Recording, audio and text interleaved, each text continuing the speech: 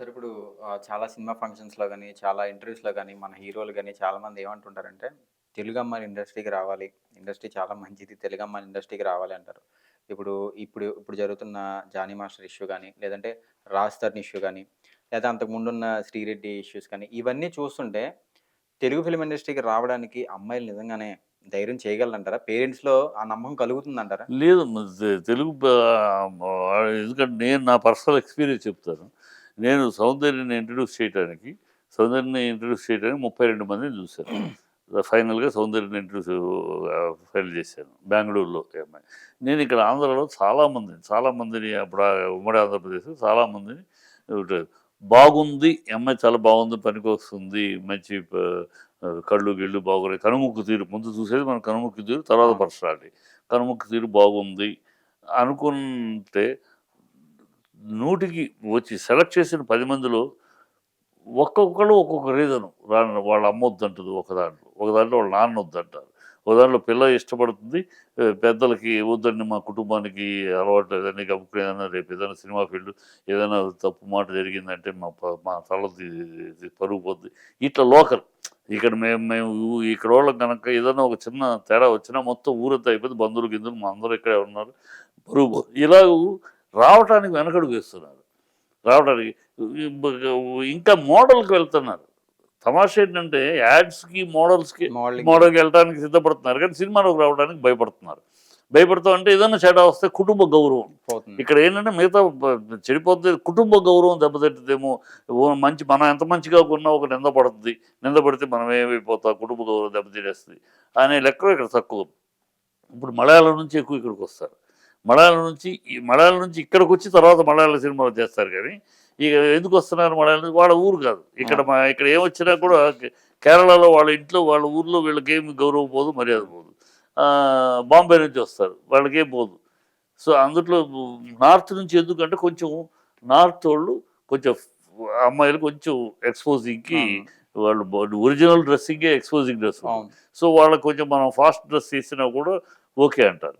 మనం ఇవాళ మోడర్న్ డేస్‌కి డ్రెస్సులెయ్యాలి. అదే మన అమ్మాయిలు ఏస్తే నప్పదు వాళ్ళకి. నచ్చదు.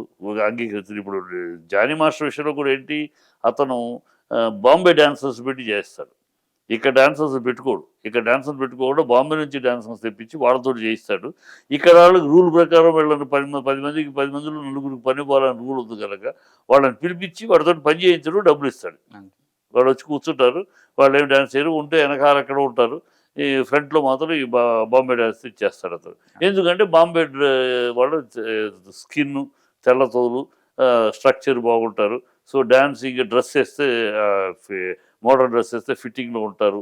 ఈ కారణాలు. అందుకని మనాళ్ళు కూడా తెలుగు సినిమాలకు కూడా ప్లస్ మన సినిమాలో హీరోయిన్‌లకి పాత్ర ఎక్కడుంటది? అడపాదడపా ఏదో ఒక సినిమా తప్పితే నిజంగా కా ఎక్స్‌పోజింగ్‌కి, సాంగులకి తప్పితే ఇంకేం ఉండదు గదా! అందువల్ల అమ్మాయిలని తీసుకొచ్చేయటం, చేసేయటం అలవాటయిపోతుంది.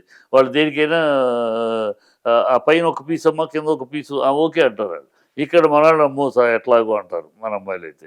వాళ్ళ ఇల్లు, కుటుంబం, ఫ్యామిలీ అంతా వస్తది. అదేం డ్రెస్సు, అదేం బుద్ధుండద్దని తిడతారు.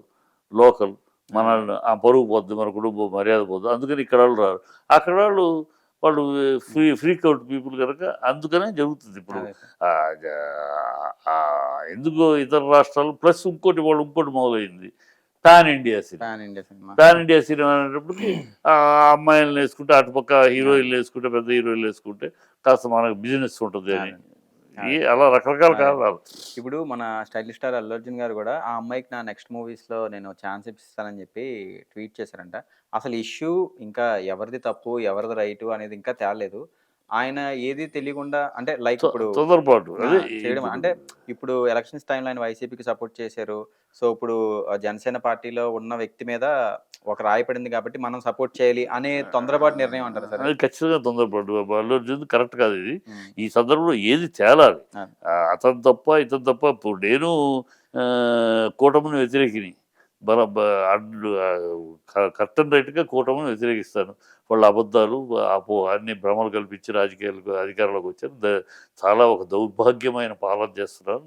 కానీ అది వేరు. రాజకీయ వ్యతిరేకంగా ఉండొచ్చు. కానీ ఇవాళ విషయం ఎవరు తప్పు తెలియాలి. జానీ అది. తప్పా?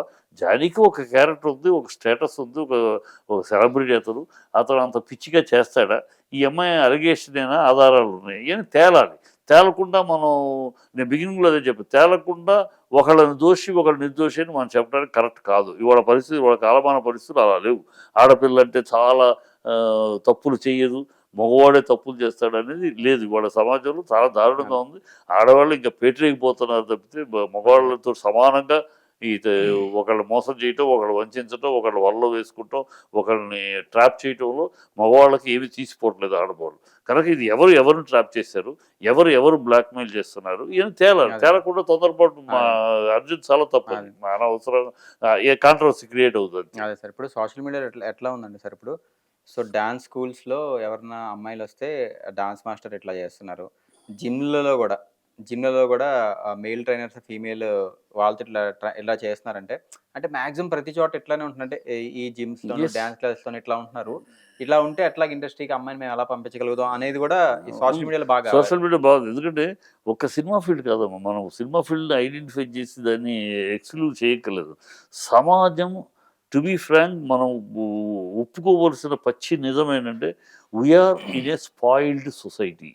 చెడిపోయిన బ భ్రష్టు పట్టిన సమాజంలో మనం ఉన్నాం. అది మనం గుర్తించాలి ఫస్ట్. మన ఇంట్లో మోరల్ లేదు. మన తల్లి ఒడిలో మొదలవ్వాల్సిన మోరల్ లే లేదు. బడిలో ఉండాల్సిన మోరల్స్ లేదు. సమాజంలో మోరల్స్ చచ్చిపోయింది. మోరల్స్ అనేది, మంచి, చెడు అనేది విచక్షణ నశించిపోయింది. డబ్బు డబ్బుంటే, డబ్బు, అధికారం ఉంటే ఏమైనా చేయొచ్చు. ఏం చేసినా చెల్లుబాటు అవుద్దనే పని సమాజం కూడా అట్లాగే ఉంది. సమాజం రెస్పాన్స్ కూడా, వాడు వాడు తప్పు చేసినవాడు, డబ్బున్నవాడు, పొజిషన్‌లో ఉన్నవాడైతే దానిదేముందండి, అవకాశం ఉంది చేసుకుంటాడు అన్నంత తప్పు అది అని ఖండించలేని ఆ స్థైర్యాన్ని, ధైర్యాన్ని కోల్పోయిన సమాజము. ఖచ్చితంగా తప్పు చేసిన వాడు పై స్థాయిలో ఉన్నవాడైతే మనం దాన్ని నోరు మూసుకొని ఉంటున్నాం. కింద స్థాయి వాడైతే ఎగిరి గంతేస్తున్నాం తప్పితే. సో, ఈ స్పాయిల్డ్ సొసైటీలో ఒక రంగం అని కాదు, ఒక భాగం అని కాదు. ఇవాళ సాఫ్ట్‌వేర్‌లో 100కి 100 మనకిక్కడ ఈ 2018 నుంచి 2024 వరకు ఫిల్మ్ ఛాంబర్‌లో ఈ కంప్లెయింట్స్‌కి పెడితే 7 కంప్లెయింట్లు వచ్చాయి. ఏడొచ్చినాయి. అక్కడ 700 కంప్లెయింట్లు. ఇదే సాఫ్ట్‌వేర్, టైంలో సాఫ్ట్‌వేర్ ఐటీలోను. కంపెనీలు 700. సో, అక్కడ సమాజంలో ఎక్కడ పడితే అక్కడ ఆనాటి కాలం నుంచి ఈనాటి కాలం దాకా ఉందమ్మా. ఆడదాన్ని అంగసౌష్ఠము, అందాన్ని చూసి మోహించేవాడు, మోహించి ఆరాధించేవాడు ఒకడైతే, మోహించి ఆరగించాలని కోరుకునే ఒక దుష్టుడు ఒకడు. ఇది ఆనాటి నుంచి ఉంది. అలనాటి నుంచి ఉన్నదే. నాటి పురాణ కాలం నుంచి నేటి కాలం దాకా ఈ అమ్మాయిల మీద మగవాడు ప్రేరేపణ పొందటం ఇవన్నీ ఉన్నాయి. ఇప్పుడు మగవాడు ప్రేరేపణ కాకుండా ఆడవాళ్ళు కూడా ట్రాపింగ్ అనేది మొదలైంది. ఆ వికృత రూపానికి వచ్చింది. కనుక ఇందులో ఎవరు తప్పు, ఎవరిది ఒప్పు అని వేచి చూడవలసిందని తప్పితే, కనులారా చూసింది నిజం కాదు, చెవులారా విన్నది నిజం కాదు, తీరి విచారించినాకే నిజం బయటపడుతుంది అన్నట్టు ఇప్పుడు పరిస్థితి. కనుక అర్జున్ చేసిన తప్పు. ఆడపిల్లలను పంపించకపోవటానికి కూడా ఈ కారణాలు, ఎన్ని కారణాలు. ఆడపిల్లలు పంపించడంలో కొంతమంది పంపిస్తున్నారు. కొంతమంది ఇప్పుడు ఆఫ్ లేటు మా పిల్లని తీసుకెళ్ళండి ఎందుకంటే డబ్బు. ఆ రోజుల్లో హీరోయిన్లకి ఇంత లేదు. ఇవాళ హీరోయిన్ కూడా మంచి కోట్ల మీద, క్లిక్ అయితే కోట్లే. సో, డబ్బు అనేది అన్నిటిని పక్కన పెట్టేస్తుంది. డబ్బు ఆదాయ సంపాదన కుదురుద్ది అనగానే మోరల్స్ లేవు, గడిది గుడ్డు లేవు. ఏమైతే ఏమైంది, ఈవెన్ శీలం పోతే ఏమంట, ఏమైనా పోతే పోయిందంటే ఏముంది, అది పెద్ద ఇదా అన్నట్టు అయిపోయింది. వాట్ ఇఫ్ మొన్న ఎవరో ఒక ఎయిర్పోర్ట్‌లో నేను వెళ్తుంటే ఒక పిల్ల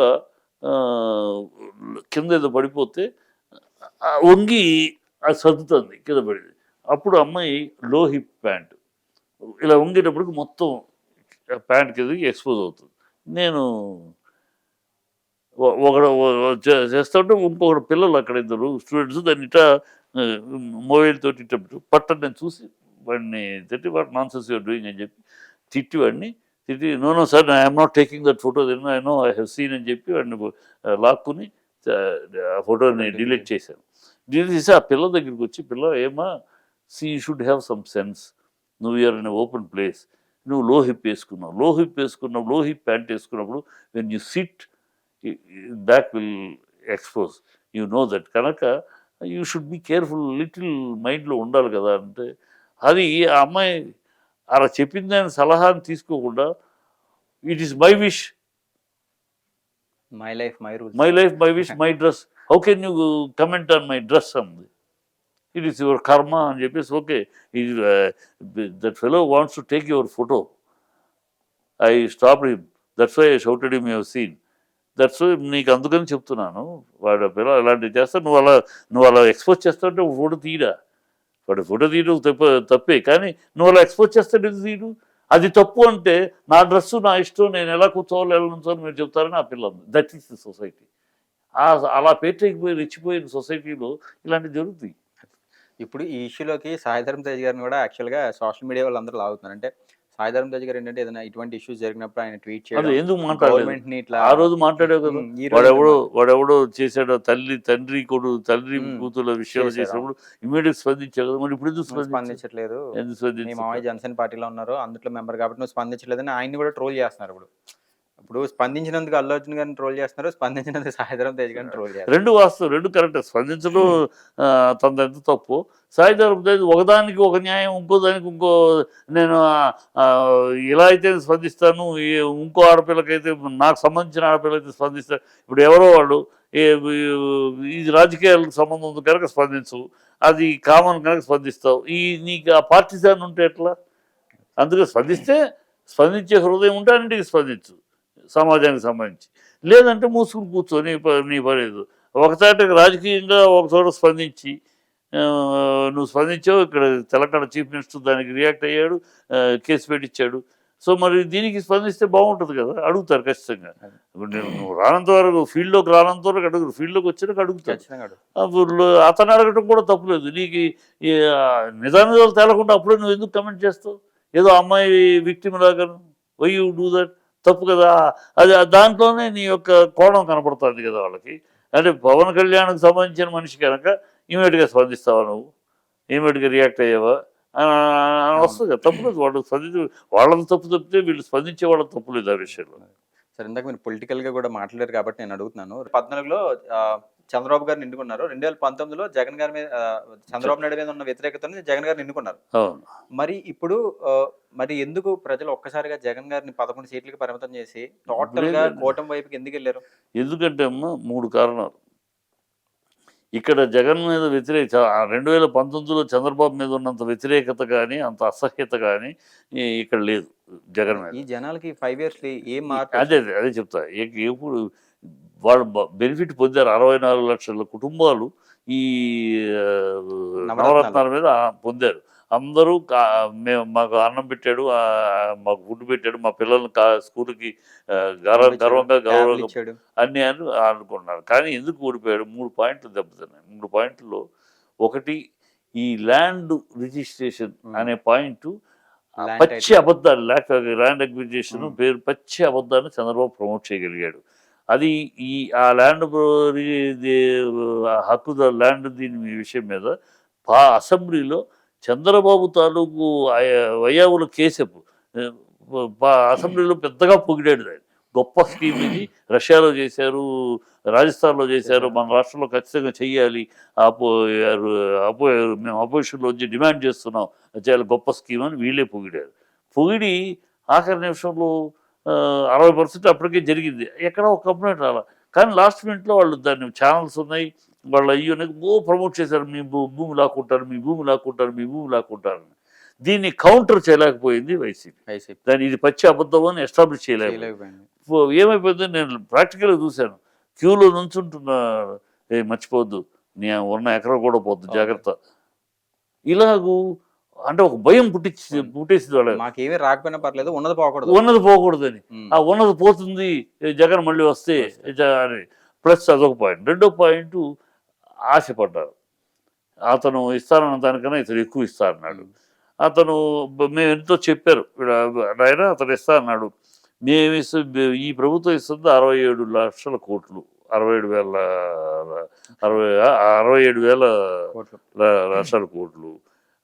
దానికి ఈ శ్రీలంక అయిపోద్ది అన్నాడు.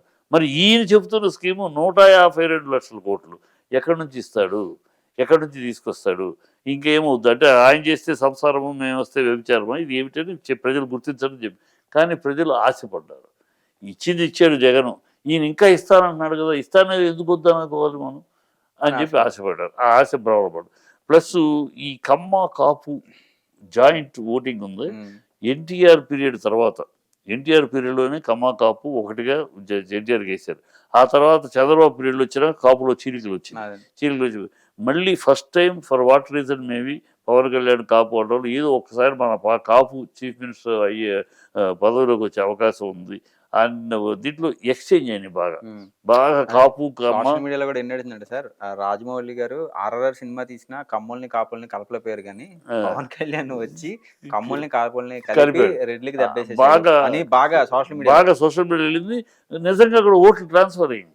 లేకపోతే బీజేపీకి 8 సీట్లు రావడం ఏంటి? అది. సో ఈ కాంబినేషన్లో మొత్తం పోలరైజేషన్ అయిపోయింది. కాపు కమ్మ ఓట్లు చెల్తాయి, ఎవరు కాపు అందరిలోనూ ఉన్నారు, కాపు ఓట్లు అటు పడతాయి ఇటు పడతాయి అంటే కాకుండా ఒక ఒక బ్లాక్గా పడిపోయింది. రామారావు గారి పీరియడ్ చూసాం ఆ రోజు. ఆయన ఫస్ట్ టైం ఎన్నికలు ఉన్నప్పుడు సీఎం మొత్తం అని కాపు కమ్మ అందరూ ఆయనకి వేశారు. ఆయనకేసారు. మళ్ళీ ఆ తర్వాత రాలా. మళ్ళీ ఈసారి మళ్ళీ అది మళ్ళీ అది వచ్చింది. కుదిరింది. ఈ కారణాల చేత ప్లస్ ఈవీఎంలు 274 ఈవీఎంలు మిస్ అయినాయి. ఆ డాచుకి తెలియదు తేలాలని. దాదాపు 82 లక్షల ఓట్లు తేడా వచ్చాయి. తేడా. ఇప్పుడు ఓటింగ్ అయిపోయింది. అయిపోయినాక రెండు ఒక బూత్లో ఏదో 60,000 చిల్లర ఓట్లు అని కౌంట్ చేసి చెప్పారు. అది మళ్ళీ కౌంట్ చేసేటప్పుడు ఓటింగ్ అయిపోయినప్పుడు 60,000 చిల్లర అంటే కౌంట్ చేసేటప్పుడు 66,000 ఎట్లా అవుతాయి? 6,000 ఎట్లా పెరుగుతాయి? అది ఎందుకు జరిగింది? కొన్ని బ్యాలెట్ బాక్స్ సీల్ చేయలేదు. 7 రోజుల తర్వాత గొడవ చేస్తే సీల్ చేశారు. ఎందుకు సీల్ చేయలేదు? ఇవన్నీ ఒక గోల్మాలు, ఈవీఎం గోల్మాల్ అనేది ఖచ్చితంగా కనపడుతుంది. కాకపోతే నిర్దిష్టమైన ఆధారాలు దొరకల. ఆధారాలు దొరికితే కోర్టులో వస్తుంది. ఇవాళ కాకపోతే రేపు నిజం నిప్పులాంటిది ఎప్పటికైనా వస్తుంది. సో ఇవన్నీ వాళ్ళ ఈ ఈ రీజన్స్ ప్లస్ ఈ కమ్మ కాపు కలయిక అడ్వాంటేజెస్. చంద్రబాబు కావాలని కానీ, చంద్రబాబు గొప్పోడని కానీ, చంద్రబాబు మాటలు ఆశపడ్డారు. చంద్రబాబు చెవి ఇస్తాడులే ఆఖరిసారి కదా, మళ్ళీ తను ఈసారి చేస్తాడులే, పోయినసారి లాగా చేయడు, ఈసారి మాట మీద నిలబడతాడులే అని నమ్మారు. నమ్మకం ఇప్పుడు చూస్తున్నారు, నెత్తినోరు బాదుకుంటున్నారు. ఇతను నమ్మి దరిద్రం అన్నం పెట్టేవాడిని పోగొట్టుకుని మోసం చేసేవాడి దగ్గర పడ్డామని ఇప్పుడు ప్రజలు ఫీల్ అవుతున్నారు. అది దాని రియాక్షన్ కూడా తొందరలో తెలుస్తుంది. ఇప్పుడు ఈ ప్రకారం చూసుకుంటే 2029 సినారియో ఎలా ఉండబోతుంది అనుకుంటున్నారు సార్? 2029 సినారియో ఇప్పుడు ఈ కూటమి 4 భాగాలు అవుతాయి. ఈ కూటమిలో ఇప్పుడు పవన్ కళ్యాణ్ ముఖ్యమంత్రి, నేనే 2029 నేనే ముఖ్యమంత్రి క్యాండిడేట్ అని పవన్ కళ్యాణ్ ఈ జనసేన వర్గం వాళ్ళు వెళ్తారు. దాన్ని ఖచ్చితంగా చంద్రబాబు వ్యతిరేకిస్తాడు. సో చీలిక ఈ రెండు చీలుతాయి. ఇప్పుడు బీజేపీ పవన్ కళ్యాణ్ వైపు ఉంటుంది. ఆల్రెడీ పవన్ కళ్యాణ్కి తోకమేమో అని మొదటి నుంచి ఎస్టాబ్లిష్ చేసేది బీజేపీ. తన వ్యక్తిత్వాన్ని బీజేపీ కోల్పోయింది. ఇవాళ బీజేపీ అందుకనే అడ్రస్ లేదు, ఎవడు బీజేపీ గురించి మాట్లాడేవాడే లేడు ఆంధ్రాలో. ఎందుకంటే దాని వ్యక్తిత్వాన్ని కోల్పోయింది. అది దాని ఇండిపెండెంట్ నేచర్ని చంపేసుకుని పవన్ కళ్యాణ్కి తోక, మేము ఎవరో ఒకరు ఉంటే చాలు మాకు తోకగా ఉంటాం, మేముగా నిలబడాలని నిర్ణయించుకుని దాంతో పవన్ కళ్యాణ్ తోకగా అక్కడికి వెళ్తారు. పవన్ కళ్యాణ్ని పెట్టుకుని ఆడుకోవచ్చు మనం, పవన్ కళ్యాణ్ని ముందు పెట్టుకుని మనతో ఆట ఆడించుకోవచ్చు అని ఉంటుంది అది. సో అటు వెళ్తారు. సో పవన్ కళ్యాణ్ బీజేపీ, తెలుగుదేశం, కమ్యూనిస్టులు, వైసీపీ, ఈ 3 ట్రయాంగిల్ పోటీ వస్తుంది. ఆ ట్రయాంగిల్ పోటీలో ఖచ్చితంగా వైసీపీకి ఖచ్చితంగా మెజారిటీ. ఎందుకంటే ప్రజలు ఇవాళ ఆల్రెడీ రియలైజ్ అవుతున్నారు. ప్లస్ ఇంకా రాబోయే కాలంలో చంద్రబాబు చేయబోయే విన్యాసాలు, చంద్రబాబు చేయబోయే దుష్ట రాజకీయాలు, చంద్రబాబు చేయబోయే క్షుద్ర రాజకీయాలు అన్నీ కూడా ప్రజలు చూస్తారు. ఒక్కటి కూడా ఆయన చెప్పేది నెరవేర్చడు, ఒక్కటి కూడా చెయ్యలేడు. పచ్చి అబద్ధాలు కోరు అతను. అబద్ధాల మీద అతని జీవితం అంతా అబద్ధాల మీద, వెన్నుపోటు మీదను క్షుద్ర వ్యూహాలు పడటము, ఇవే తప్పితే భ్రమలు కల్పించి, ఒక లేనిపోని భ్రమలు కల్పించి ప్రజల్లో ఒక అశాంతిని క్రియేట్ చేసి, అధికారంలో ఉన్నా అధికారంలో లేకపోయినా ప్రజల్లో ఒక అశాంతిని క్రియేట్ చేసి, ఒక అన్రెస్ట్ని క్రియేట్ చేసి, ఆ అన్రెస్ట్ ద్వారా లబ్ధి పొందే రాజకీయం తప్పితే అతను ప్రజలకు నిజంగా ఏమీ చేయడు.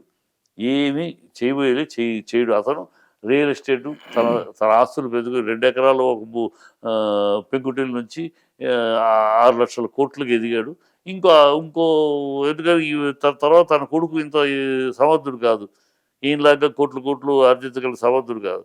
కనుక కొడుకు కూడా అవసరమైనంత ఇంకో 6,00,000 కోట్లు ఈ 5 ఏళ్లలో సంపాదించేసి పెట్టేసేసి వెళ్తాడు తప్పితే అప్పటికి ప్రజలు చీ కొట్టే స్థితిలో అలా చీ కొట్టినా పర్వాలేదు అతనికి అయిపోయింది. తన జీవితం ఇంకేముంది.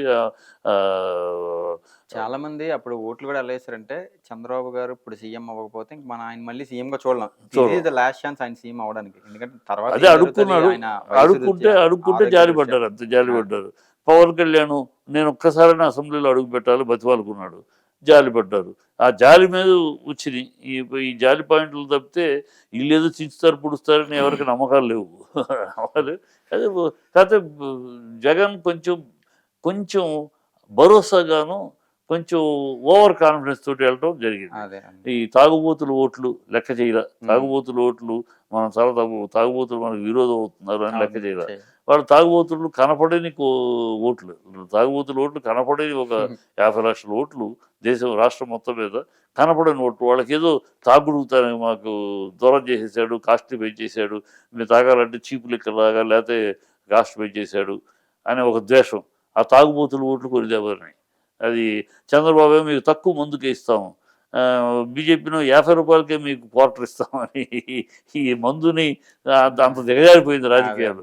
మీకు మందు ఇస్తాం, మందు పోస్తాము, మేము అధికారంలోకి వస్తే కిలో 2 రూపాయలకు బియ్యం ఇస్తాను సీఎం అంటే ఇప్పుడు తక్కువ రేటుకి ఇస్తాను 50 రూపాయలకే క్వార్టర్ ఇస్తాం, ఫుడ్లు ఇస్తాం. దౌర్భాగ్య స్థితికి తలదించుకోవాలి. మన రాష్ట్రంలో ఇంత దౌర్భాగ్యమైన రాజకీయాలు జరుగుతున్నాయని. సో అది ఆ ఓట్లు కొన్ని దెబ్బతిన్నాయి. అట్లా కొన్ని భరోసాగా ఈ ఈ సంక్షేమ పథకాలు నన్ను బతికిచ్చేస్తాయి. ఎక్కడికి వెళ్ళినా నీరాజనాలు పట్టారు సంక్షేమ పథకాలు.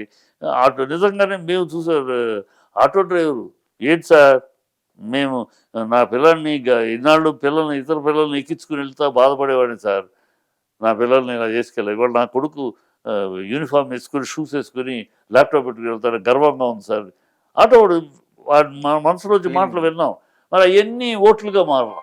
అదే ఓట్లుగా మారే లోపల ఇట్లా రకరకాల ఆశలు పాత్రలు అయిపోయినాయి. సో అందుకు గెలిచాడు, తంతే గారెల బుట్లో పడ్డట్టు ఒక టైం ఒక మార్పు, ఆశపడటం అన్నీ జరిగినాయి. బట్ కాలం ఉంది, కాలం అతను జగన్ చిన్న వయసే కదా, ఏ పెద్ద వయసు కాదు. సరే ఫైనల్గా నేను అడిగే క్వశ్చన్ ఏంటంటే ఇప్పుడు శ్రీరెడ్డి నాని ఇష్యూ కానీ అయినప్పుడు శ్రీరెడ్డిదే తప్పన్నారు. ఇప్పుడు జానీ మాస్టర్ది ఆ అమ్మాయిది ఇష్యూ అయినప్పుడు జానీ మాస్టర్ తప్పంటున్నారు. అంటే ఒక దాంట్లో అమ్మాయి తప్పంటున్నారు, ఒక దాంట్లో అబ్బాయి తప్పంటున్నారు.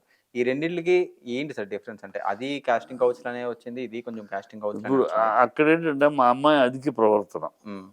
శ్రీరెడ్డి కనుక నిజంగా పద్ధతులు చేస్తుంటే వేరు. అమ్మాయి ఎప్పుడైతే బట్టలు ఇప్పేసేసి చేయటము, బూతులు మాట్లాడటము, ఎప్పుడైతే ఆ అమ్మాయి యొక్క పర్సనల్ బిహేవియరు, పర్సనల్ యాక్షన్స్ ఆ అమ్మాయి మీద ఉన్న న్యాయాన్ని తగ్గించింది. అమ్మాయి మామూలుగా సజావుగా ఒక ఫైటర్గా వెళ్ళి కంప్లైంట్ చేసి గొడవ చేస్తుంటే వేరు, ఈ ఎక్స్ట్రా చీప్ అయిపోయింది. సో అందువల్ల ఆ అమ్మాయిది తప్పు అనేది అయిపోయింది. ఇక్కడ ఇతనంటే మగపిల్లాడు కానీ రాజకీయాల్లో కూడా ఉన్నాడు కాబట్టి వీలైనంత వరకు ఇతని మీద దుమ్ము జల్లాలని. అతను ఒక కెరియరు పొజిషన్లో ఉన్నాడు. అందులో జానీ మాస్టర్ ప్రొఫెషనల్, పక్కా ప్రొఫెషనల్. షూటింగ్ టైంలో ఆ షూటింగ్ మీద కాన్సన్ట్రేషన్ డెడికేటెడ్గా చేస్తాడు. అందువల్ల నేషనల్ అవార్డు లెవెల్కి అంత బిజీ అయ్యాడు కూడా, చాలా డెడికేటెడ్గా. ఈ షూటింగ్ టైంలో ఈ అమ్మాయి చేయి పట్టుకుంటారు, అమ్మాయిని లాగటాలు, ఇలాంటి మైండ్ డైవర్షన్ ఉండదు. అది తర్వాత ఇక్కడ అమ్మాయి షూటింగ్ స్పాట్లో చేశాడని చెప్తున్నాను. ఇవన్నీ పచ్చి అబద్ధాలుగా ఉన్నాయి. ఎక్కడో నన్ను అవుట్డోర్కి వెళ్ళాము, అప్పుడు వెళ్ళినప్పుడు రూమ్లోకి రమ్మన్నాడు అంటే కూడా కాస్త ఏమో ఉండొచ్చు లేకపోతే. షూటింగ్ స్పాట్లో అసలు అతని క్యారెక్టర్ అది కాదు. షూటింగ్ స్పాట్లో is dedicated to the job. అన్నీ ఆ మైండ్ ప్రతి shot next shot mind heroine నేర్పటాలు, వాళ్ళ పక్క మనం చెప్పిన మూమెంట్ ఒక్కోసారి హీరో మనం మార్పులు చేయాలి, వాళ్ళ బాడీ కంఫర్ట్ కోసం, వాళ్ళ కంఫర్ట్ కోసం, వీటి మీదే ఉంటాడు ఆయన. అందుకని అంత ప్రొఫెషనల్గా అంత సక్సెస్ఫుల్ అయ్యాడు డ్యాన్స్ మాస్టర్. అతను షూటింగ్ టైంలో అవి పక్కన పెట్టి ఈ అమ్మాయి చేయలేడు, దరిద్రం. అది పెట్టడానికి కూడా ఇల్లాజికల్గాను అసహ్యంగా ఉంది. అందుకని ఆ అమ్మాయి తప్పు నేననేది. కానీ వాళ్ళు ఆడపిల్ల కనుక జారీ తప్పు. ఆడపిల్ల కనుక ఇమ్మీడియట్గా సింపతి ఆడపిల్ల మీద ఇమ్మీడియట్గా. అందుకే అందరికీ నేను చెప్పేది అంటే ఆడపిల్ల కనుక ఇమీడియట్గా అమ్మాయిది ఒప్పు అనే భ్రమలోకి వెళ్ళొద్దు. ఇవాళ ఆడ మగ తేడా లేదు. ఒకళ్ళనొకళ్ళు అన్యాయం చేసుకుంటారు, ఒకళ్ళొకళ్ళు ట్రాప్ చేయటంలో, ఒకళ్ళొకళ్ళు మోసం చేయటంలో ఇద్దరికిద్దరు సమానంగా ఉన్నారు. కనుక నిజానిజాలు తేలిదాకా జానీ మాస్టర్ దోషి అని చెప్పడం తప్పు అని అంగీకరించారు. Okay. Thank you so much sir. మా స్టూడియోకి వచ్చి మీ వాల్యుబుల్ టైం ఇచ్చినందుకు థ్యాంక్ యూ సో మచ్.